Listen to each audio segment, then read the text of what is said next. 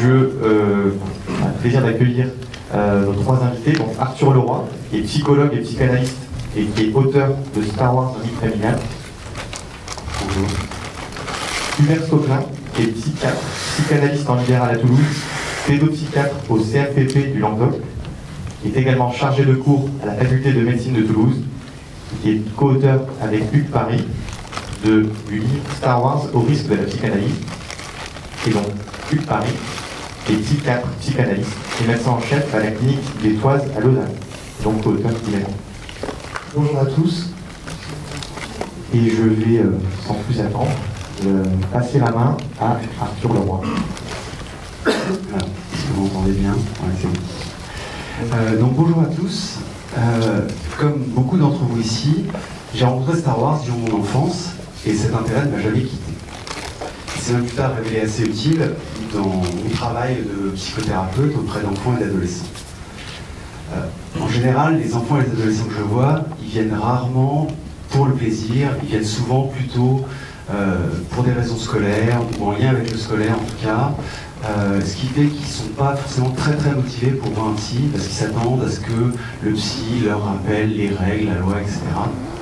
Et ils sont souvent très surpris de constater que le psy va s'intéresser, enfin le psy que je suis en tout cas, va s'intéresser aux histoires qui les passionnent eux.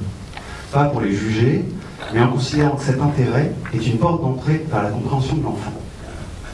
L'univers culturel des jeunes patients peut passer en apparence comme ça pour un terrain neutre d'expression où il mettrait peu de mèmes, où il parlerait de quelque chose de commun, de banal.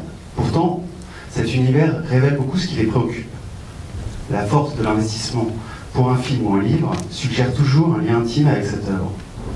Star Wars a provoqué, je pense chez chacun d'entre nous, ce lien intime. Chacun va trouver un élément à interpréter à la lumière de sa propre vie. Chacun construit son point de vue sur cette saga et met en avant des aspects qui résonnent en soi. Prenons par exemple l'exemple de la Force. Si certains ne vont y voir qu'un habillage de la magie classique de l'heroic fantasy, d'autres vont chercher à en comprendre toutes les nuances.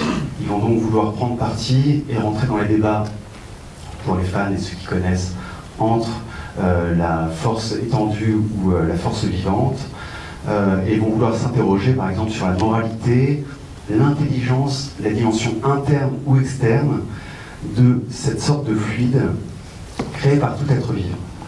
Une énergie qui nous entoure et nous relie et qui maintient, donc selon Obi-Wan Kenobi, la galaxie en un tout unique.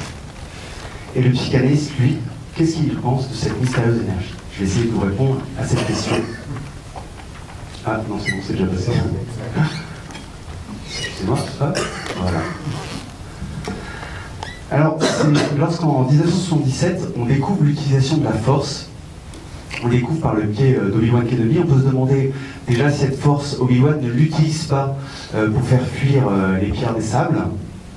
Et surtout, on va le découvrir vraiment lorsqu'il croise les Stormtroopers à l'entrée de Mos Eisley et qu'il utilise donc par la parole sa force et qu'il utilise la force comme un moyen de convaincre le Stormtroopers qu'il peut laisser passer Luke et ses amis. On pourrait même se demander si Vador, quand on voit l'utilisation de la force qu'il fait contre un général impérial qui l'étouffe, on peut se demander si est-ce que la force est une utilisation à ce moment-là physique, on va dire, d'un pouvoir mental qui va appuyer sur la gorge de ce général, ou si il convainc psychiquement que ce général est en train de s'étouffer. La force, c'est d'abord donc une force mentale d'influence sur l'autre. C'est un sujet qui a de quoi intéresser tout bon psychanalyste qui connaît son Freud par cœur.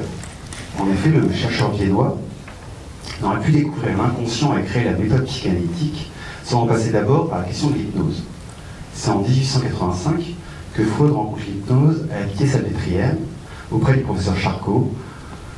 Il est alors un jeune neurologue qui cherche à découvrir de nouvelles méthodes. Freud a observé le maître français qui va créer des symptômes hystériques chez des patientes. Comme le Jedi utilisant la force, l'hypnotiseur peut créer des faux souvenirs et dissimuler cette influence à l'hypnotisé.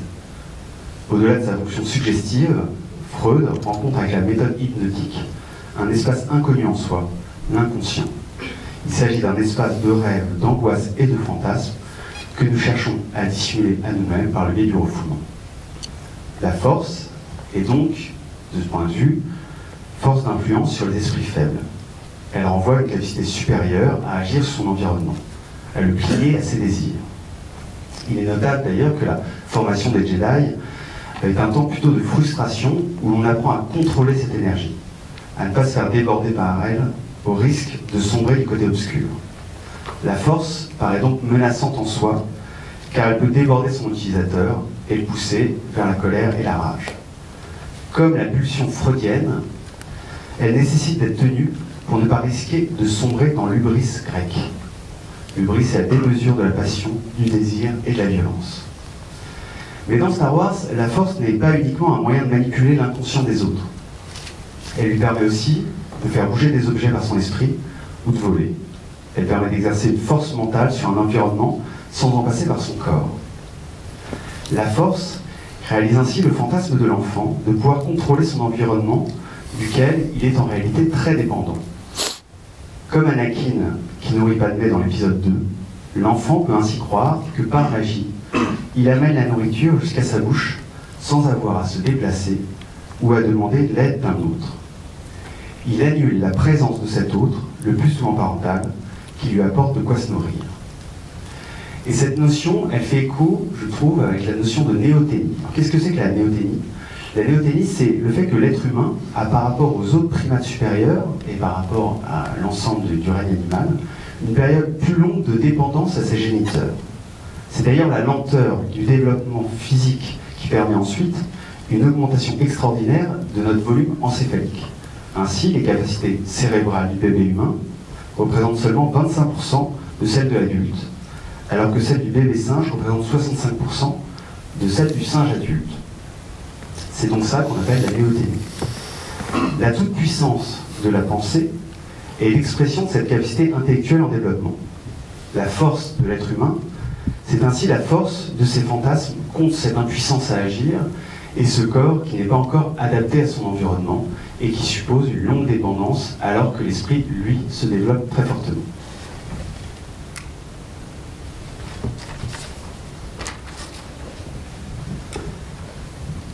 Brillant hypnotiseur ou grand enfant aux yeux du psychanalyste, la trilogie originelle semble plutôt décrire les Jedi comme des ermites retirés du monde.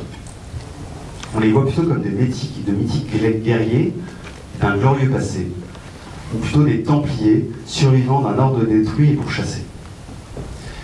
Par la suite, la prélogie va élargir la fonction du Jedi. Il se révèle un véritable couteau suisse de métier. Il est diplomate, guerrier, moine, pilote, magicien, enquêteur, garde du corps, et j'en passe. De quoi faire rêver les joueurs de jeux de rôle qui sont cantonnés à un seul rôle et qui doivent choisir un seul métier qu'on leur propose. On pourrait dire que le Jedi, avec toutes ses fonctions qu'il occupe, met bien en scène cette toute-puissance qui le conduit à pouvoir jouer tous les rôles. Mais la prélogie témoigne surtout combien l'époque mythique, vantée par Obi-Wan dans Un Nouvel Espoir, ne l'est pas tant que ça. Si les Jedi sont au premier plan, ils sont loin d'apparaître comme des modèles de sagesse et de tolérance. Le dogme et les règles de l'ordre Jedi rappellent qu'ils sont aussi des prêtres soumis à une religion. Une religion qui ne veut pas voir les têtes dépassées ou entendre parler de sexualité. Cette dimension dogmatique se double en plus d'une dimension répressive, parce que les Jedi sont aussi des guerriers au service de la République, la police au service de l'ordre social. En ayant les mains dans le cambouis, ils se salissent forcément. On pourrait dire que par rapport à la première trilogie, d'une place d'idéal du moi, ils deviennent les représentants d'un surmoi castrateur et interdicteur.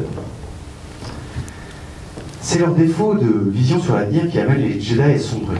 Malgré leur pouvoir, les Jedi demeurent des humains angoissés, préférant se réfugier dans des règles et dans des prophéties plutôt que de se remettre en cause. Ce faisant, ils deviennent les jouets du destin et de personnes mal intentionnées. Ayant le sentiment de vivre un déséquilibre dans la force, ils provoquent ce dernier. Ce mouvement n'est pas uniquement guidé par une croyance religieuse. On pourrait dire que Star Wars, c'est pas enfin au niveau de la prélogique, uniquement en train de dire mon Dieu, les dogmes de la religion sont mauvais et quand on est trop encadré par des dogmes, on est aveuglé par ces dogmes et on ne se rend pas compte de ce qui se passe vraiment dans notre environnement. Elle est aussi portée par des données scientifiques qui amènent à fantasmer un contrôle accru sur son environnement. Le fameux taux de midi-chlorien qui est trouvé en Anakin témoigne d'une recherche génétique d'individus supérieurs. Les Jedi ont participé à un mouvement eugéniste qui donne à la science le pouvoir de remettre en cause leur intuition. La science est pourtant tout autant infiltrée par ce fantasme de toute puissance. Ce fantasme qu'on verra par la suite se prolonger notamment avec l'idée d'étoile de la mort qui évoque notre réalité de la menace atomique qui a traversé tout le XXe siècle. En fait, le côté obscur de la force surgit dans ce besoin absolutiste de maîtriser l'avenir et les menaces inconnues qu'il représente. L'angoisse générée par ces menaces conduit à vouloir se défendre contre cet environnement si dangereux, si peu clair, et sur lequel on ne semble pouvoir finalement rien faire. J'ai rapproché pour ma part le côté obscur de la pulsion de mort. La pulsion de mort, c'est un concept que Freud a élaboré notamment à la suite de la Première Guerre mondiale. Freud constate les horreurs de cette guerre et les traumatismes psychiques qu'elle génère. Il développe l'idée d'une énergie interne qui viserait à la déliaison, à la séparation avec l'autre et avec son environnement. La pulsion de mort porterait un idéal de totale indépendance quant aux réalités externes et un repli sur soi massif contre l'extérieur. Cette pulsion de mort s'oppose à une autre pulsion, Eros, la pulsion de vie. La pulsion de vie serait plutôt la pulsion qui mettrait en avant le besoin de se lier avec les autres, de lier les choses entre elles et d'essayer de former un plus grand tout. Évidemment, quand on entend ça, en tant que fan de Star Wars, on ne peut pas s'empêcher de penser à la description que Obi-Wan évoque de la Force, telle que je vous le dis tout à l'heure. Mais pour revenir sur le côté obscur et sur la pulsion de mort, on va plutôt s'inspirer du personnage d'Anakin, parce que le destin d'Anakin illustre bien les enjeux de la pulsion de mort en soi. Anakin, reconnu comme étant potentiellement l'élu de la Force, ne cesse de subir une injonction paradoxale. C'est-à-dire qu'il est tenté comme le plus fort des Jedi, il le sait, tout le monde le sait, mais en même temps il doit se soumettre aux règles que l'ordre Jedi impose. Il est soumis à un taux de frustration énorme, alors qu'on lui dit à côté de ça qu'il est super fort. Au-delà même de l'importante frustration que ces limites génèrent en lui, Anakin va subir de plein fouet son incapacité à sauver sa mère. Il n'a pu plier son environnement à sa volonté, l'amenant à devoir connaître la souffrance. Sa rage contre les pierres des sables déverse cette pulsion destructrice face à cet environnement frustrant. Il sombre pour la première fois dans le côté obscur, dans une pulsion de mort qui vise à détruire pour dénier cette réalité implacable. Sa peur de voir Padmé mourir et de voir de nouveau cette réalité se déchaîner contre lui le conduit tout droit dans les bras de Palpatine. Sa soumission au côté obscur l'amène à devenir l'agent de cette mort, à devancer la menace de mort sur Padmé en la tuant. Il supprime ainsi une dernière figure d'attachement au sein de son environnement. Ayant perdu sa femme, son maître et enfin son corps, Anakin a coupé les liens avec son environnement. Cette mécanisation de son corps est un moyen de ne plus être touché intimement par l'autre. D'ailleurs, son armure coupe directement le rapport entre sa peau et le monde extérieur. Cette peau qui permet la sensibilité est ainsi mise de côté et séparée par une armure mécanique. Anakin a donc rejeté son identité originaire en devenant Dark Vador. En se coupant d'une apparence humaine qui suppose un visage susceptible de porter des émotions, il s'est mis au service de la pulsion de mort. Son armure lui permet à présent de contenir ses angoisses et ses désirs. Ces dernières ne transparaissent qu'au travers de mouvements contenus. Que ce soit dans les débats avec d'autres serviteurs de l'empereur ou dans les combats, son agressivité reste mesurée, rythmée par une respiration qui jamais ne s'emballe. La machine modère donc son impulsivité. Mais la machine parfaite s'enraye quand lui sont rappelés ses liens du sang. Des liens de parentalité qui les ramènent à son humanité. Son fils le sauve ainsi de sa déshumanité. Il lui restitue son visage en lui retirant son masque. Dans la nouvelle trilogie, c'est le chemin inverse que tente de faire Kylo Ren. En tuant son père, il veut se prouver qu'il est un vrai dur, qu'il n'a pas d'attache humaine et que le côté lumineux de la force, c'est-à-dire la pulsion de vie, n'a pas d'impact sur lui.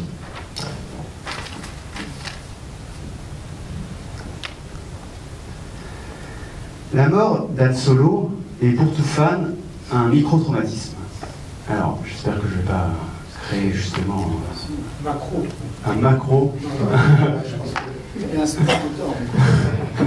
Alors, moi je considère que c'est un micro-traumatisme. Pourquoi? Parce que on voit face à nous un Harrison Ford bien âgé, et en fait sa mort va se passer dans un juste mouvement temporel où les vieux doivent mourir pour laisser la place aux jeunes. Désolé messieurs. On voit le problème. Le meurtre du père est mis en valeur. Cette mort fait partie de la longue liste des morts d'une saga qui tue un personnage important presque à chaque épisode. Presque à chaque épisode, parce que si vous y réfléchissez bien, dans Empire contre-attaque, il n'y a pas de mort importante. Mais la perte de la main de Luke et la cryogénisation d'Han Solo met en scène cette angoisse de perte et la tristesse qu'elle génère. Car au-delà de la disparition de ces personnages, se pose la question de l'héritage et des conséquences que ces disparitions vont avoir sur les vivants. Sauront-ils faire leur deuil et tirer de ces morts des leçons pour l'avenir, ou au contraire, les entraîneront-ils, comme Anakin, vers le côté obscur? Cette ambivalence est d'emblée présente avec la mort de Qui-Gon Jinn dans l'épisode 1. Afin de tenir la promesse faite à son maître, Obi-Wan se sent obligé de prendre Anakin comme padawan. Il n'est pourtant pas très emballé par cet enfant dont il se méfie. On pourrait se demander comment Anakin aurait tourné si Qui-Gon, qui était si, on va dire, avenant et paternaliste avec Anakin, l'avait formé. En tout cas, le mystère demeure. Nous ne reviendrons pas sur le décès de Shmi ou de Padmé qui pousse Anakin dans le côté obscur et que j'ai évoqué tout à l'heure. Par la suite, dans l'épisode 4, la mort de Obi-Wan semble plutôt porteuse d'espoir pour Luke. En effet, porteuse d'espoir d'une nouvelle formation auprès de Maître Yoda. La forme spectrale atteinte par Obi-Wan se présente comme un lien positif du passé. Un guide vers l'avancement, vers la croissance de Luke. C'est une présence vivante auquel il peut donc s'opposer et non un implacable fantôme tyrannique qui exige mort et vengeance. Lorsque Luke apprend son origine et l'identité de son père, il peut donc s'opposer à Obi-Wan et au désir qu'il a que Luke affronte son père et le tue. Le sacrifice final de Vador est le signe qu'il avait raison d'écouter son cœur et non les fantômes du passé. En lui permettant de mourir, Luke reconduit son père dans un cycle de vie. Mais, comme nous l'apprend l'épisode 7, le fantôme de Vador hante toujours la famille Skywalker. Ben Solo est fasciné par cette image patriarcale de toute puissance. Il veut devenir comme son grand-père, l'inhumain Dark Vador, et non comme ce si décevant père réel, le vaurien Han Solo. Kylo Ren tente d'obtenir une immunité émotionnelle en tuant son père. Mais paradoxalement, pour l'obtenir, il doit demander à ce père, prétendument haï, un soutien pour être fort et capable de le tuer. Le dialogue final entre Kylo et Han Solo est marqué par une tendresse qui semble aller dans les deux sens. Kylo demande à son père « Je veux être libéré de cette peine ». C'est donc grâce à l'amour de son père que Kylo Ren peut prétendre accéder au côté obscur. Kylo Ren veut fuir la pulsion de vie et son côté lumineux. Il veut fuir son attachement aux autres et son amour filial. Il est remarquable que de toute la saga Star Wars, Kylo, alors qu'on est donc à l'épisode 7, est le premier à parler du côté lumineux de la force et de la tentation qu'il représente. La tentation du bien. Rey, la fille inconnue auquel il se sent imperceptiblement lié, semble symboliser cette tentation. On peut même se demander si sa défaite dans son duel contre Rey n'est pas du temps à la maîtrise de la force exceptionnelle de la jeune fille, qu'au lien puissant qui la relie à lui et retient sa rage. Les côtés obscurs et lumineux semblent donc bien collés au concept de pulsion de mort et de pulsion de vie. Parce que cette énergie psychique ne semble, dans l'ensemble des trois trilogies, prendre tout son sens que dans les liens qui se tissent entre les personnages. Dans les deux premières esquisses de l'histoire de Star Wars, George Lucas parle non simplement de la force, mais il parle de la force des autres. Il la définit, cette force des autres, comme un puissant champ d'énergie qui influence la destinée de toutes les créatures vivantes. Ainsi, derrière la force telle que nous la connaissons au travers des films, se cacherait une surprenante origine externe. Il ne s'agit pas tant de sa force à soi que celle que l'autre pourrait exercer sur soi et contre soi. Dans l'ensemble de la saga, la force semble demeurer ainsi la force des autres. La force, par exemple, de provoquer chez Luke un amour à l'égard de la princesse Leia qui le pousse à partir et à aller s'engager dans des luttes politiques et sociales. Mais aussi, à l'inverse, la force des autres, celle qui pousse Anakin à sombrer du côté obscur du fait de sa peur, la peur de perdre l'être aimé. L'autre est ainsi autant une perspective de bonheur qu'une perspective de souffrance. Voilà pourquoi le concept de la force parle tant de l'être humain. Comme Kylo Ren, nous cherchons tous parfois vainement à fuir une force que l'autre a sur nous et qui rappelle notre impuissance et notre dépendance originelle. Je vous remercie pour votre attention.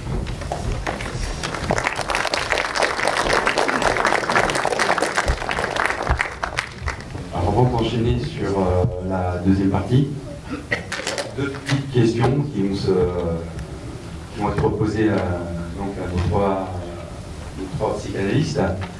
La première portant sur le Jedi, prêtre, magicien, guerrier, mécanicien. On a amené le fait que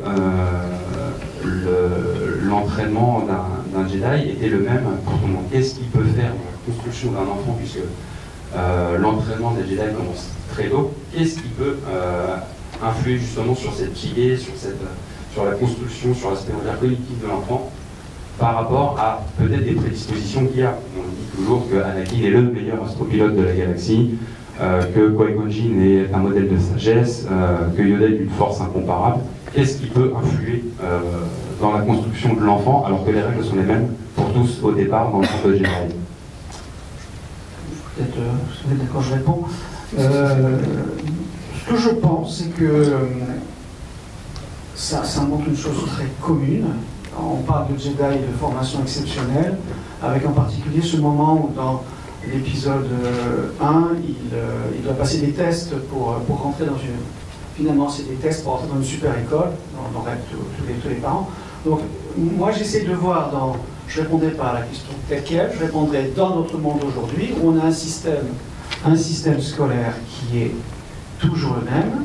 Tu dois être bon, mais tu dois faire ce qu'on te dit. Et donc, effectivement, c'est toute l'éducation qui est une impasse devant l'intelligence. L'intelligence, quand elle est plus haute que les maîtres, ça pose problème. Et donc, on a effectivement, c'est une métaphore un peu qu'on voit dans cette histoire de formation des Jedi, c'est une imposture en fait. Et c'est en ce sens que je justifie, d'un point de vue purement inconscient, le meurtre d'Anakin sur tous les petits élèves, c'est-à-dire que c'est un mensonge, on leur ment, ce n'est pas vrai qu'il y a dans cette formation, on doit apprendre à maîtriser une seule chose, la seule chose qui est à maîtriser dans la vie, c'est le rapport à la frustration et la pulsion de vouloir avoir tout de suite. Et effectivement, c'est juste une question de temps, mais il y a des enfants qui vont très tôt. Et le problème que je trouve dans cette façon de voir dans les Jedi, c'est juste, comme toute forme d'éducation, quelque chose qui ne convient pas aux êtres intelligents. Je ne dis pas supérieur, je dis simplement que quand on a une façon de pouvoir comprendre le sens de la vie, être dans une école, c'est très compliqué. Et je pense que le petit Anakin, en particulier, pour parler de lui, c'est un enfant qui a vécu des choses exceptionnellement complexes, qui a une intelligence hors du commun. Il répare, enfin, il a quand même, on nous a dit tout à l'heure qu'il faudra une centaine d'années pour créer ces 3 PO. Donc il a fait déjà tout ça tout seul. Il ne peut pas rentrer dans un système éducatif normal, effectivement. Et le paradoxe qui est lancé contre lui, qui a bien relevé mon confrère, c'est que c'est paradoxal. T'es bon, mais tu dois faire comme on te dit. Donc tu ne donnes aucune responsabilité qui te permet de te développer. Et ça crée une espèce destruction de l'intelligence de la personne, et on le retrouve dans beaucoup de systèmes éducatifs actuellement. Juste une petite remarque, vous m'entendez là? Oui, par rapport au Jedi. Le Jedi, c'est un ratage. C'est un ratage absolu. C'est-à-dire qu'on voit... c'est un personnage qui nous fascine. Vous, comme moi, on a tous envie d'être des Jedi. C'est-à-dire d'avoir ce pouvoir, d'avoir le pouvoir et d'avoir de la force et d'avoir une espèce de possibilité d'emprise sur l'autre. C'est quand même fascinant de pouvoir avoir une emprise sur l'autre. C'est quand même quelque chose qu'on aimerait tous avoir, ne serait-ce que dans la question de la mort. Mais quand même, globalement, c'est un ratage. Ils finissent mal, les Jedi. Ils finissent très mal et leur système éducatif extrêmement contraignant aboutit à leur propre destructivité. Je pense qu'il faut entendre ce message, hein, au-delà même de tout ça, même au-delà de la fascination. Et puis ensuite, moi je les trouve quand même pas terribles. Ils se barrent, ils se cassent. Ben Kenobi, c'est quand même un planqué à un moment. Il faut quand même le dire, c'est quand même quelqu'un qui rate. Yoda est abominable, une chiance, une horreur, ce petit bonhomme sentencieux là. C'est vraiment, c'est l'enfer le vieillard, quoi. Il casse les pieds, il sait tout faire, vous n'avez aucune place pour exister. Enfin, c'est quand même ça aussi à un moment de Jedi. Même si, moi aussi, j'essaye d'être un Jedi comme vous, j'y arrive pas tellement, mais voilà, il y a quelque chose du côté du ratage, et c'est ça qui est la puissance de Star Wars, c'est que c'est pas du tout aussi manichéen qu'on l'imagine. C'est-à-dire, dès qu'on prend un petit peu de recul, et ça sera mon propos tout à l'heure, c'est quelque chose qui vient nous parler énormément dans l'ambivalence de la vie, dans son ambiguïté, dans des facettes comme ça qui sont beaucoup plus philosophiques qu'on ne le pense. Je voulais juste ajouter, je vais faire mon bon élève, enfin mon bon cinéaste. Freud évoque 3 métiers impossibles qui sont celui d'éduquer, de gouverner et de psychanalyser. Comme Freud est toujours un peu légal, il fallait toujours qu'il mette que c'était hyper compliqué de psychanalyste. Mais c'est très juste sur la question de gouverner et d'éduquer. C'est-à-dire que gouverner et éduquer, c'est prendre en compte le principe de réalité et en même temps prendre en compte la question de savoir à quel degré on peut réussir à influencer cet environnement. Et c'est un équilibre très complexe à faire.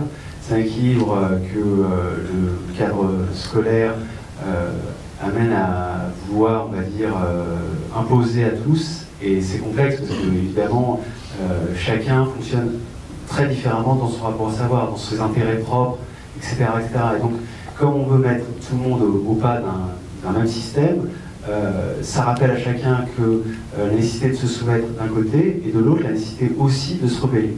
Et cet équilibre entre soumission et rébellion, bon, je pense que c'est Star Wars voilà, dans son ensemble qui en parle, cette difficulté à pouvoir être souple quant à cet environnement tout en ne se laissant pas écraser par lui.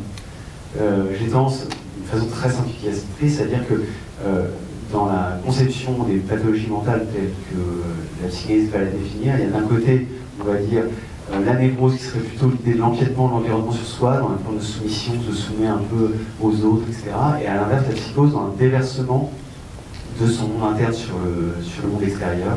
Et donc on voit bien que d'un côté comme de l'autre, il y a un risque pathologique potentiel et que face à ça, c'est à chacun de trouver cet équilibre, et c'est un équilibre qui est très complexe.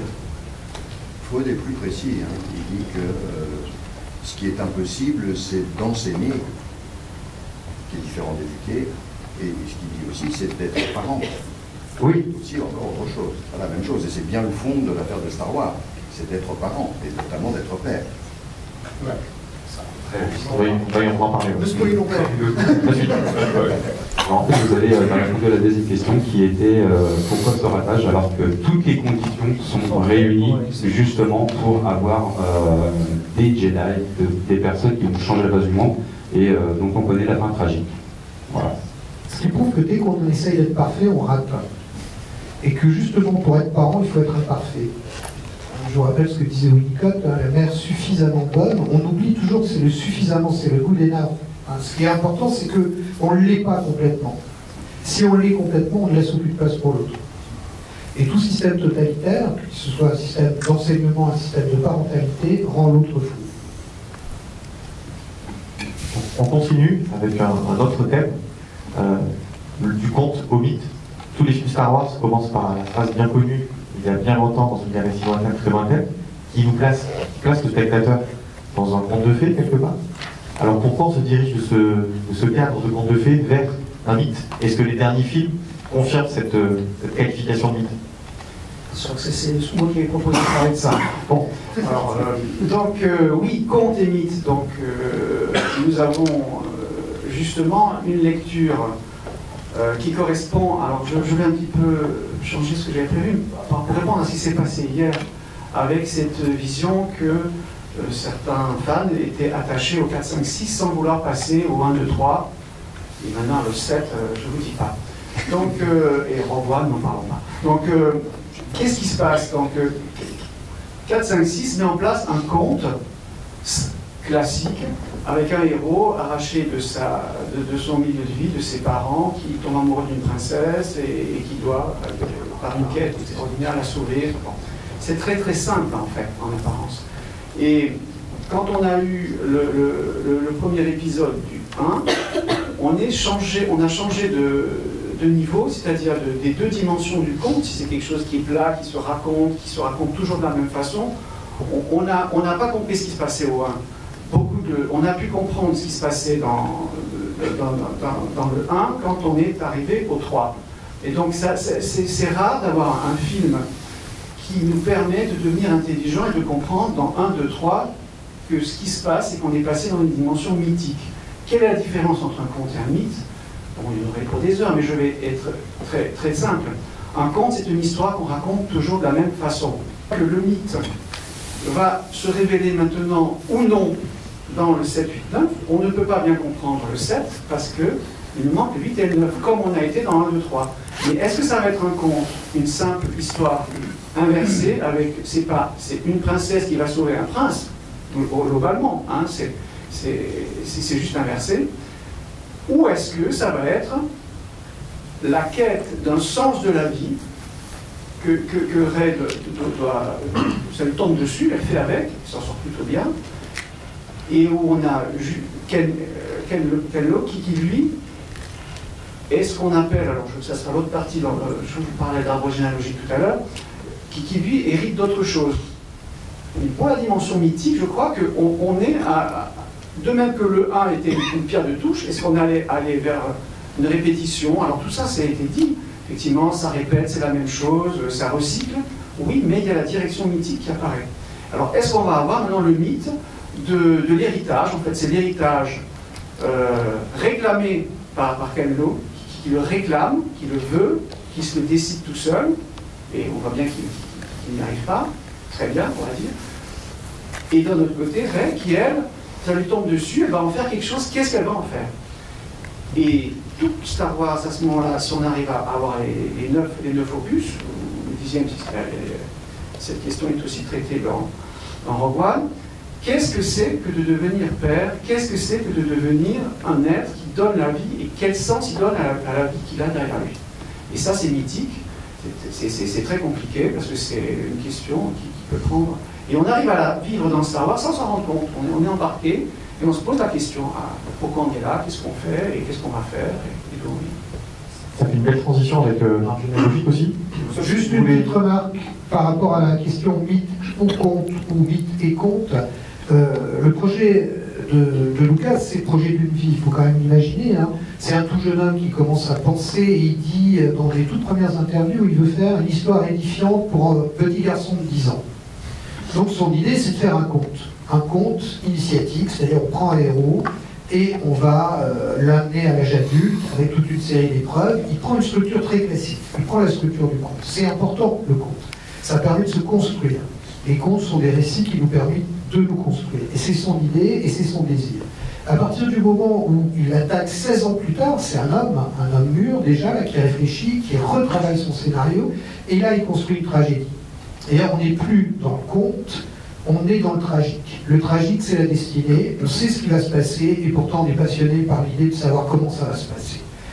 C'est la tragédie, ça nous renvoie à toute une mythologie, il y a une mythologie générale, alors on cherche, oui, bien entendu, chez les Grecs, chez Hercule, il y a quelque chose d'herculéen dans le personnage de Dark Vador, dans la démesure, on en a parlé tout à l'heure, dont tu en as parlé même à l'instant.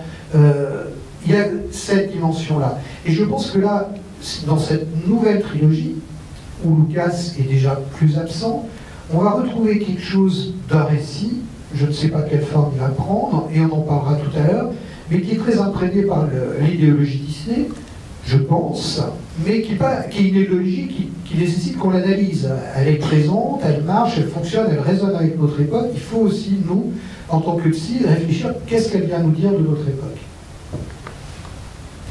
Ouais, on peut peut-être enchaîner avec le thème suivant, le transgénérationnel. Alors, le transgénérationnel, je vous tourne le dos pour reprendre mes esprits et pas faire de bêtises, parce que c'est un peu compliqué, cette famille, quand même, il faut reconnaître, parce qu'on l'a connue à rebours. Donc, on aurait donc le couple, et on n'oublie pas de mettre beaucoup dans ce qui se passe dans le set et dans l'héritage. On a donc un couple de super-héros, super intelligents, super amoureux, qui vont donc concevoir 2 enfants. On n'a pas souvent ça dans les sagas, 2 enfants qui vont devenir des super-héros, super intelligents, super forts. On peut même imaginer, mais ça c'est Luc peut-être qui en parlera parce que je crois qu'il a prévu, quelque chose d'un peu incestueux entre ces 2 enfants, de ces 2 parents sensationnels. Donc on ne sait pas très bien. Et en tout cas, c'est ce qui a fait fonctionner le conte au début. N'oubliez pas que Luc était tombé amoureux de Léa. Alors que lui paraissait un gamin et elle une femme plus mûre. C'est assez étonnant pour des jumeaux. Bon. Ça aussi, ça montre une chose toute simple. On peut critiquer, ça tient pas la route, mais non, les garçons mettent beaucoup plus de temps à mûrir que les filles. Ça, on le sait tous. C'est vrai. Et donc, après l'héritage, alors le transgénérationnel, donc on aurait... Alors, je vais passer de l'autre côté, mais ça on le sait. Donc c'est l'enfant, plutôt rachitique, plutôt pas très malin, plutôt pas très doué, de ses 2 parents. Donc la princesse, elle a épousé un vaurien, mais un vaurien quand même qui est un exemple, peut-être si on a une identification, c'est quand même un sacré démerdard dans un monde qui fout le camp. Et je me demande si c'est pas ça qui est le plus important, c'est que notre monde est fou le camp, il faut être un sacré démerdard aujourd'hui pour s'en sortir. Donc finalement, c'est aussi une sorte de héros, un héros de l'ordinaire. Et son fils n'a pas compris. Parce qu'il est pris, alors c'est là où je pense au transgénérationnel, on a donc, c'est développé dans ce que nous avons écrit, une pathologie mélancolique chez le père et la mère, gravissime, puisque c'est la mélancolie qui, à mon sens, cette dépression profonde, ce sens de goût de la vie qui fait qu'Anakin rentre dans le côté obscur, et je vois donc dans le côté obscur la mélancolie, la noirceur, l'incapacité de vivre, et la mort donnée aux gens qui ne peuvent pas vivre. Padmé, on sait que cette extraordinaire mort vient sans être comprise, mais en fait c'est très compréhensible. Une femme qui a tout perdu, son amour, son idéal politique, sa planète, tiens, voilà, elle n'a plus de raison de vivre, donc elle met au monde ses enfants, le peu de vie qui lui reste, elle donne à ses enfants, et ils en auront suffisamment pour continuer.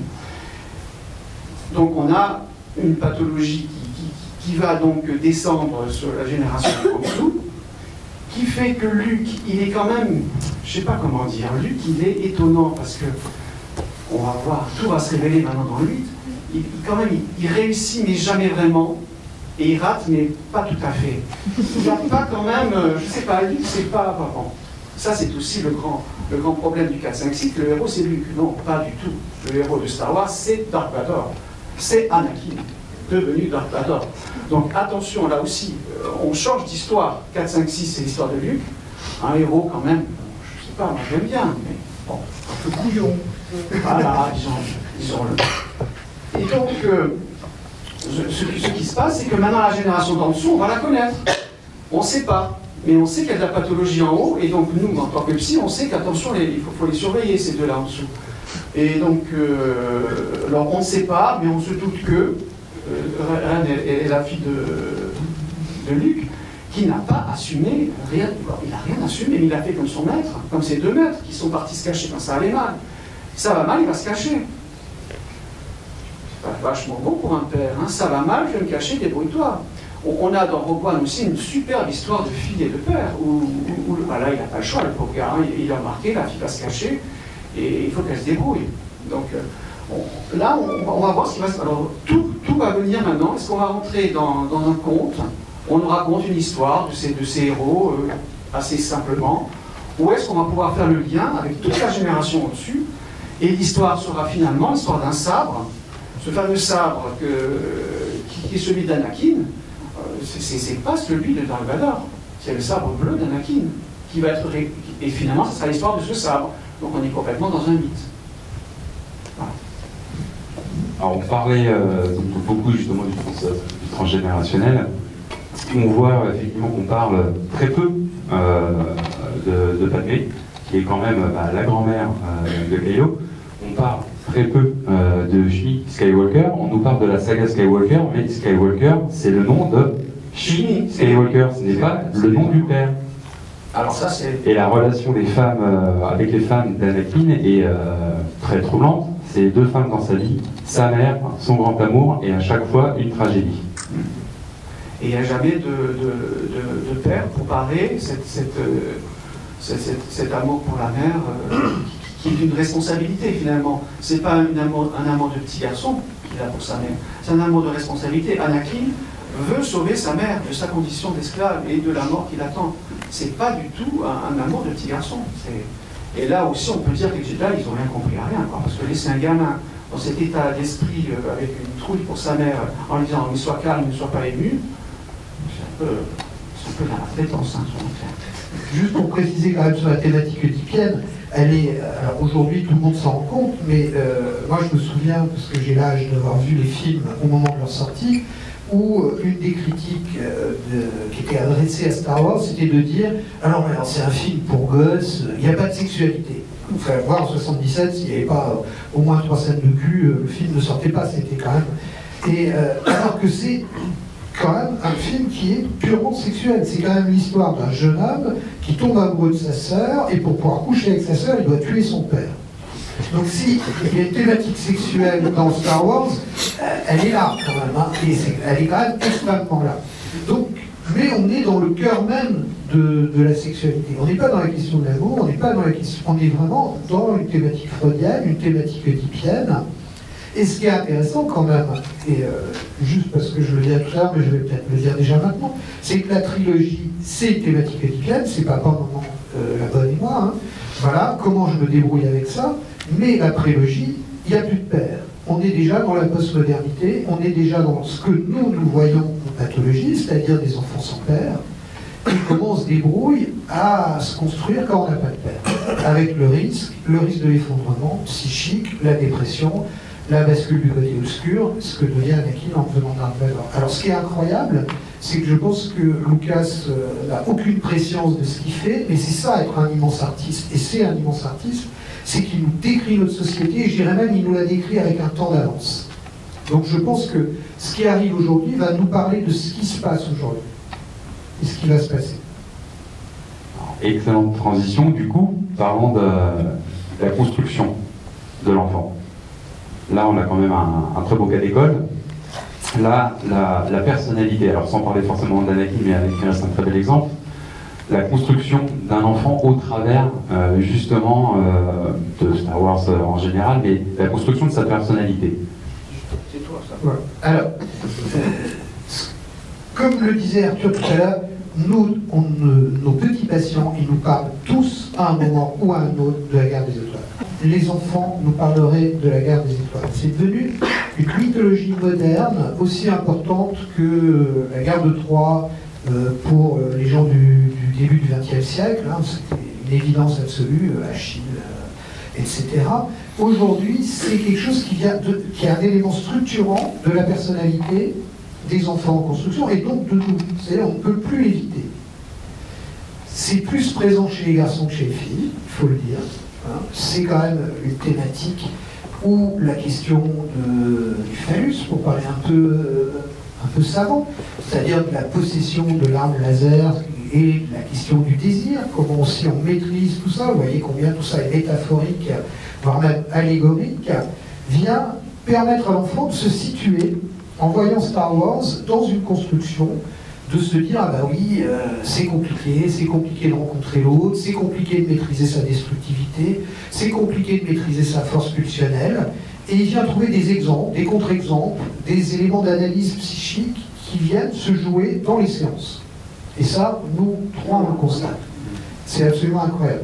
Juste avant de partir, j'ai une collègue qui m'a dit, j'ai eu pour la première fois un petit Anakin en psychothérapie. Donc nous avons un petit Anakin suisse. C'est quand même compliqué de porter ce nom comme destiné, mais enfin bon, voilà, hein, c'est pas plus compliqué que s'appeler Laetitia et être triste. Donc, je reviens à la construction. Ça vient nous... Je pense que Star Wars est un film pour enfants, et un film pour adultes, bien entendu, mais c'est un film pour enfants. Et il n'y en a pas beaucoup de films pour enfants. Il n'y a pas beaucoup d'éléments comme ça qui peuvent s'adresser à l'enfance dans sa primitivité, dans son exactitude de ce qu'est l'enfance. Et je pense que George Lucas est quelqu'un qui est resté un enfant tout le long. Il est resté un rêveur. C'est lui le marcheur des étoiles, hein. C'est lui qui a la tête perdue dans le ciel. Et il le dit, il a toujours été comme ça. Et pourquoi il vient nous parler du père? Ce qui est intéressant, c'est qu'il vient nous parler de lui par rapport à son père, mais il vient de nous dire aussi que sans père, on ne peut pas construire un enfant. C'est-à-dire qu'on peut construire un enfant sans père, mais il faut qu'il y ait de la paternité quelque part. Il faut qu'il y ait un principe de paternité. Il faut qu'il y ait quelque chose. C'est quoi le père? Le père, c'est celui qui sépare l'enfant de sa mère, on va dire déjà classiquement. Non, tu l'interdis. Mais c'est aussi celui qui amène un élément d'incertitude. Pater semper incerticus est, qui est le droit romain, ça veut dire quoi? Ça veut dire le père est toujours incertain. Et Freud, il dit, c'est celui qui donne à penser. Le père, c'est celui... L'enfant, on sait. Ma mère, c'est la chair de ma chair. Je suis la chair de ta chair. Voilà, on est là, on est dans quelque chose comme ça. Le père, c'est celui où on se dit, mais qui est mon père? C'est une question, qu'est-ce qu'il va me transmettre? Le père, c'est celui qui autorise. C'est aussi ça, la fonction paternelle, c'est d'autoriser. Moi, je prends toujours cet exemple, quand j'ai un papa un peu perdu, je lui dis, vous voyez, votre femme, elle va mettre l'enfant sur le vélo, et vous, à un moment, vous allez enlever les petites roulettes. Et vous allez dire, vous allez autoriser l'enfant en lui disant, tu peux le faire, et vous allez autoriser la mère en lui disant, tu peux le lâcher. Et il va pouvoir rouler tout seul. C'est ça, être un père. Et sans ce principe-là, qui peut être incarné par un homme ou par une femme, hein, c'est pas du tout un problème, mais, ou par un autre. Mais c'est ça, il faut du père. S'il n'y a pas de père, ça s'écroule. Et les Jedi, ils croient être des pères, mais ils ne sont pas des pères. Ils sont des frères, ils sont des potes, ils sont des potes un peu casse-pieds, vous savez, celui qui vous dit « Ah non, il ne faut pas faire ci, il ne faut pas faire ça », mais ils ne sont pas des pères. Ils n'autorisent pas, ils interdisent. Alors, on parle du père, je peux parler aussi de la mère, et de façon générale des femmes dans Star Wars et dans la Force. Votre réponse, c'était Hubert? Ah oui, ça c'était moi qui voulais en parler. Ben ouais, elles sont pas mal. Donc, on dit souvent qu'il c'est que pour les garçons, qu'il n'y a pas de rôle de femme, que la féminité est absente dans Star Wars. Et je trouve que là aussi, si on fait un héritage d'une situation plutôt patriarcale, années 70, c'est encore très... Je crois que l'autorité paternelle, la puissance paternelle existait encore dans la loi, par exemple, hein, c'était un terme, la puissance paternelle. C'est devenu autorité paternelle, puis autorité parentale, par exemple. Donc on a dans Star Wars, ça suit la société, ça nous montre la direction. On a donc, il aurait fallu Shmi, qui était une espèce d'esclave sacrificielle, hein, qui met au monde un trésor et qui le laisse partir, mais elle le laisse partir. Elle a un côté paternel quand elle dit à son fils, fais ce que tu sens. Si tu penses devoir partir, pars, laisse-moi. Donc là, elle incarne quelque chose de paternel en faisant ça. Elle n'a que cet enfant au monde, hein, elle n'a rien d'autre. Elle le laisse partir pour qu'il devienne un Jedi. Donc, après, l'autre femme assez extraordinaire, mais qui n'a jamais été une enfant, Padmé, si on prend déjà si on prend le film tel qu'elle est, elle a été reine 2 fois à 14 ans. Hein, si mes chiffres sont exacts, elle a eu 2 mandats de reine à 14 ans, au 2e mandat. Donc, qu'est-ce que c'est que cet enfant tellement soucieuse des autres qui n'a pas d'enfance? Et quand on prend les petits bonus de la saison 1, il y a des tas de scènes coupées qui sont extrêmement intéressantes. En particulier, quand elle explique à Anakin, c'est vraiment la romance du premier amour, elle découvre sa chambre d'enfant à Anakin, et elle lui montre des tableaux en même temps, c'est extrêmement, entre guillemets, cucu, mais c'est très très joli. C'est un enfant qui, lorsqu'il a vu d'autres enfants mourir sur une autre planète, s'est dit, bon, on ne peut pas laisser mourir ces enfants, il faut faire quelque chose, c'est rentrer dans la politique comme ça. On peut rêver aujourd'hui de ceux qui vont se charger des réfugiés, des enfants et tout ça. On est tous dans nos bulles, on ne voit pas tout ça. Donc elle avait une espèce de conscience beaucoup trop précoce, elle n'a pas eu d'enfance. Donc du coup, elle peut mourir à 20 et quelques années, elle a tout vécu. Elle a tout vécu, la trahison de David, elle a tout. Après Leia, elle tient le pistolet laser mieux qu'un garçon. Enfin, et heureusement, on apprend dans le 7 quand même qu'elle a connu un amour partagé plutôt réussi, parce qu'ils font un petit joke avec ça, des très bons moments entre eux, avec Anne. Donc elle est arrivée à... Alors, elle n'avait pas la force directement, elle ne l'a pas utilisée du moins comme un Jedi, mais elle avait cette force de finalement peut-être créer, à certains moments de sa vie, une vie de couple et heureuse, et tout en étant une chef de guerre, enfin une vie plutôt équilibrée, hein, on va dire ça. Et alors on a la pauvre dernière, là, qui est une pieuse des départs, enfin, c'est une espèce de pauvre fille, mais qui est quand même assez extraordinaire, évidemment, c'est elle qui va nous conduire dans la suite, et qui flotte. Et je trouve que c'est le rapport avec la figure de, j'ai oublié son prénom dans Rogue One, Jyn Erso. Jyn, elle flotte. C'est des filles qui ont un tas de compétences, qui flottent comme elles peuvent dans le monde, et elles rencontrent la place du père, pour reprendre la construction, qui donne un but, qui donne une direction dont elles peuvent se saisir ou pas. C'est pas une injonction, c'est cette histoire de détruire l'étoile de la mort pour Jyn, elle va s'en saisir, elle va donner sa vie pour ça. Donc elle a une direction, alors qu'elle a une vie très flottante, elle était en tôle, elle allait partir dans une mine de sel, enfin, donc ça lui donne une direction. Et elle aussi, ce sabre qui lui tombe dans les bras, donc elle ne sait pas quoi foutre, cette force, elle ne comprend rien, mais en 10 minutes, elle a compris mieux que Kylo Ren en 10 ans, quoi. Donc il y a une question aussi d'intelligence là vis-à-vis de ce que tu reçois, que tu comprends ou pas. Et donc on a un monde aujourd'hui, ça m'a sauté aux yeux quand j'ai lu le commentaire, je n'ai pas lu des scientifiques du monde entier ont lancé une alerte contre la destruction de la planète, en disant que radicalement il fallait changer tout dans tous les pays vis-à-vis du nombre de la population, de la façon d'utiliser, comme on a parlé tout à l'heure, les réserves, et que leur espoir, il faut le vérifier parce que j'ai pas eu le temps de le chercher, l'espoir d'éducation au niveau mondial, c'est aussi dans les pays d'Afrique et d'Asie, c'est de passer par les femmes, parce que c'est les seules qui pourront faire changer les mentalités, déjà en ayant peu d'enfants, en faisant la cuisine autrement, en utilisant les ressources autrement, en faisant changer la société. Donc on a dans Star Wars un truc qui énerve beaucoup les garçons, c'est qu'elle arrive à prendre le sabre, elle s'en sert mieux que l'autre en face. Mais Luke l'a dit, c'est un peu... je veux dire, c'est aussi parce que l'autre, il ne comprend pas les sentiments, quoi. Il est complètement... il tombe un peu amoureux d'elle et du coup il perd ses moyens. Donc c'est aussi dessous le désir qui pointe son bout de nez. Mais je crois que vraiment, comme dans la société aujourd'hui, les femmes sont au pouvoir et beaucoup plus rapidement que les hommes. Donc là, on va avoir des choses. Et c'est normal que les petits garçons qui ont aimé Star Wars 4, 5, 6 n'aiment pas 7, 8, 9. Parce que ce sera par contre les petits garçons d'aujourd'hui qui vont beaucoup aimer 7, 8, 9 parce que c'est la vraie vie.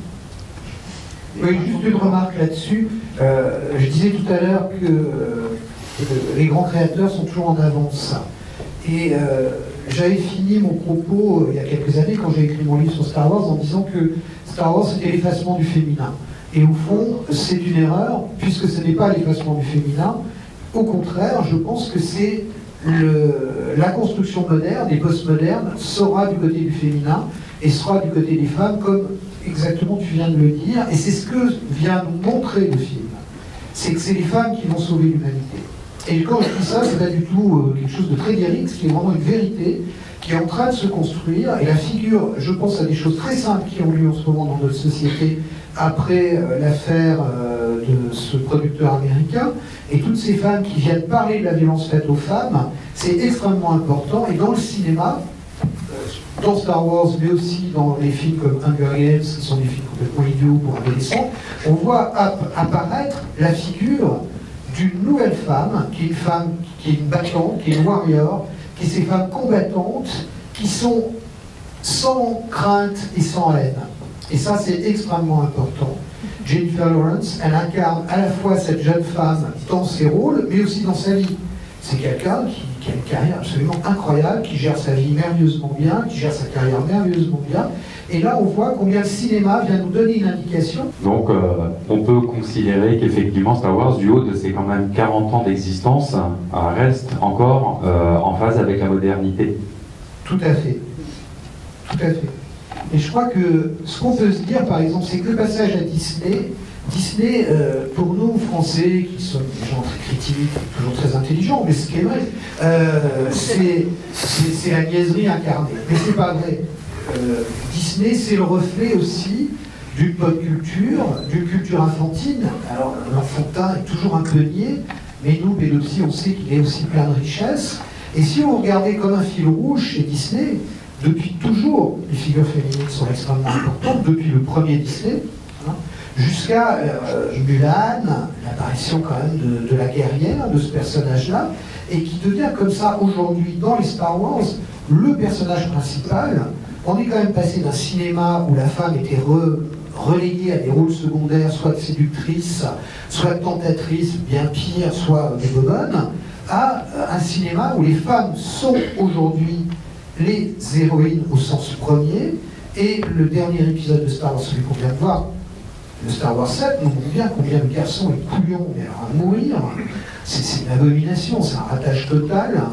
Et combien cette jeune fille est puissante, déterminée, elle subit des choses incroyables, et elle avance. Et elle avance. Et elle a cette beauté des jeunes filles d'aujourd'hui, quelque chose comme ça que nous, on pourrait dire un peu androgyne, mais en même temps un corps qui est différent. Hein. Le corps a changé.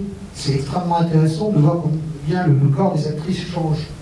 Et combien elle a un corps d'une modernité. C'est un corps qui est beaucoup plus musclé, qui est beaucoup plus athlétique, beaucoup plus souple dans son rapport comme ça à la féminité, qui reste féminin. Un petit peu de conclusion, un commentaire. Je voulais juste ce qui marque beaucoup dans cet épisode 7, c'est aussi l'échec de la génération précédente. L'échec de Luke, de Han et de Leia. Et je suis particulièrement sensible à l'échec de Leia, le refus de Leia de maîtriser la force. Luke lui dit dans l'épisode 6 qu'elle a la force en elle, et elle ne va pas s'en servir, elle ne va pas essayer à ce moment-là de contrôler cette force, de devenir une Jedi. Et je développe l'idée que, de mon point de vue, cet échec-là, qui est le reflet de la situation catastrophique de la galaxie dans l'épisode 7, alors qu'on s'attendait à ce que tout soit réglé et que finalement tout allait bien dans le meilleur des mondes grâce à ce triangle amoureux qui fonctionnerait bien. Et je trouve que voilà, il y a la perception d'un échec. Je trouve que le personnage de Leia dans l'épisode 7... c'est ce que je disais tout à l'heure. Leia, elle fait ce qu'elle veut. Et merde, elle veut pas de la force. Elle fait autre chose. Elle fait la guerre. Et elle n'a pas envie. Pourquoi il faudrait être un Jedi et maîtriser ce foutu sabre-là? Effectivement, elle passe du statut de princesse Leia au statut de générale Leia. J'ai maintenu ce qu'elle voulait faire. Elle est générale en chef. C'est pas rien, quoi. Je pense que, enfin, de mon point de vue, elle souhaitait plutôt qu'il y ait la paix dans la galaxie, et je suis pas forcément sûr qu'elle ait souhaité être un général. Alors peut-être qu'effectivement, sa dimension carrière. La pulsion de mort qui agit, on en a parlé très bien, la pulsion de mort, elle sera aussi forte, quoi qu'on fasse, on peut pas. Il faut être parfois en embuscade. Mais en renonçant à être Jedi, elle a renoncé aussi à s'occuper, à prendre en charge la formation éventuellement de son propre fils. Demander à une mère d'être la formatrice Jedi de son propre fils, pour le type, je ne sais pas si c'est bon. Alors que demander à son frère qui est une relation incestueuse, c'est pas forcément non plus.